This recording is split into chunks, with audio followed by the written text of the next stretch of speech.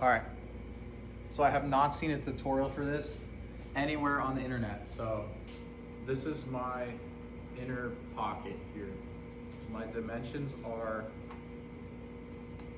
they're exactly 2 inches at the moment, but realistically they should be, with the full overlay situation, 1 inch plus the thickness of your material. That would be the dimension from here to here. Next, mark 2 square lines parallel to your case top and case bottom, or top and bottom. Center line distance is 185 millimeters for the full overlay situation. So 185 millimeters from here and 185 millimeters from here will give you your center line to lay out your slides along with their plastic rack component as well. The back, this is a 24-inch case, by the way, so the back of your case has to be at least, let's just say 25 inches deep. If it's 25 inches deep, you won't have any worry about anything like this sticking out. Strike a line 13 millimeters from your front inner case face across, and that will help you line up your rack. And then align the alignment pin in the rack with the backmost hole in the metal slide here and here, and that will set our offset. Now that you're caught up to me, let's work through this process together and get these things finished assembled. You're going to need 1, 2, 3 bushings, 2 gears, and a top cap. And remember that this is the top of our case here and this is the bottom. So I gotta start by making these things fit up with everything else. So I got my spacing for my pill block established and my spacing for my first gear. Really nice. So now I'm gonna bring in the next gear, size it up.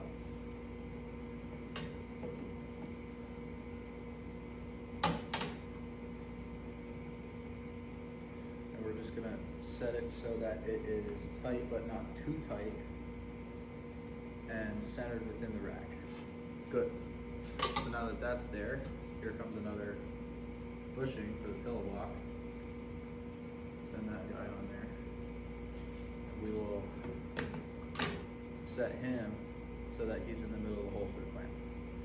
Very good. Next, use your little clamping guys.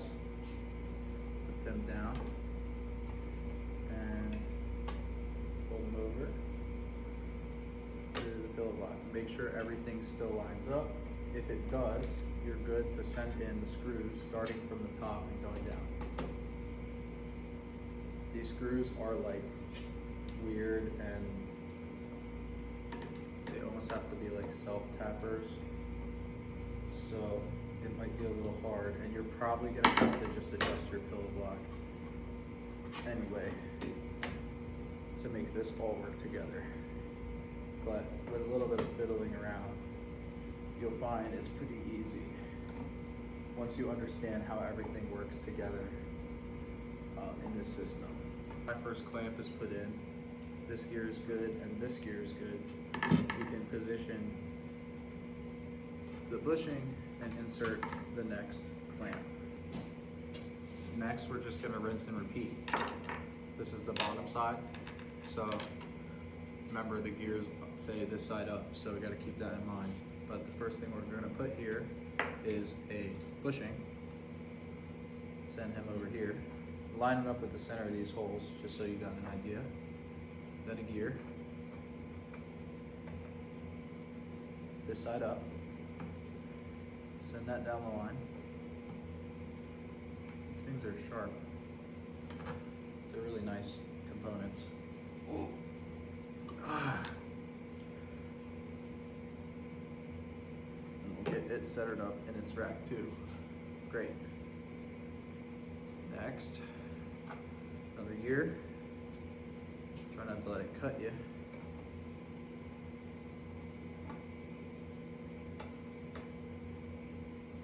These things are sized so that they don't move once they're put on, which is a good thing.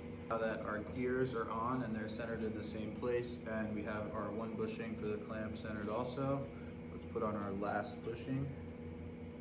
Once everything's aligned, it goes together super easy. It's just about understanding how this whole thing works and putting everything in the right spot so that when you're ready to screw everything down, everything just fits together perfectly. Now it's really important that, number one, the most important thing is that these two remain parallel. So you better put as many screws as you feel comfortable with in those slides, and make sure that you get those screw locations right the first time so that both your slides are exactly parallel to one another. Because if they're not, this whole thing's not going to glide right. So now, if we did everything right, these should come off the detent and be real smooth. And they are, which is awesome. Go up on the detent, come back. There we go. You see, because of the rod here, we can grab one end, push, because everything's parallel, it still works. And it has this nice detent for the front that helps you lock it out. And yeah, honestly, that's about it. That's the whole assembly of the slides on the case side, at least. I'll show you how everything fits together now. All right, so the next thing is door layout. The door is 1/4 inch less than the top and bottom of your inner pocket. These are not standard 35mm holes. These are 40mm holes for their special hinge here. So that's something to take into account. Either order the bit or enlarge your holes with a router, one or the other. Layout from the outer door edge to the center of the bore for the cup. 33mm. So 33mm from this edge to where you drill the center of your hole. This is the top of the door over here. From the top, 70mm and 294.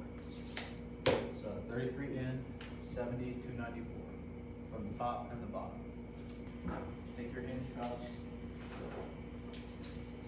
and set them in square just like you would any other door. So we're going to use the included 5/8 screws and an impact set on gentle mode. And you can always make some last minute adjustments with the hammer. Just back out your screws and send everything back in. Back where our case is supposed to be, the top and bottom. As you can see here, you need to make some slots. I did these really rough for now. I'm gonna go back and fix them. But you need to make some access holes to get to the adjustment points on each of the hinge cups, let's say. This is the other side of the hinge cups, but for clarity's sake. You need to make these slots to give yourself access. They don't have to be slots, they could be holes. They don't tell you how to make them. This is what I decided to do. Here's our door.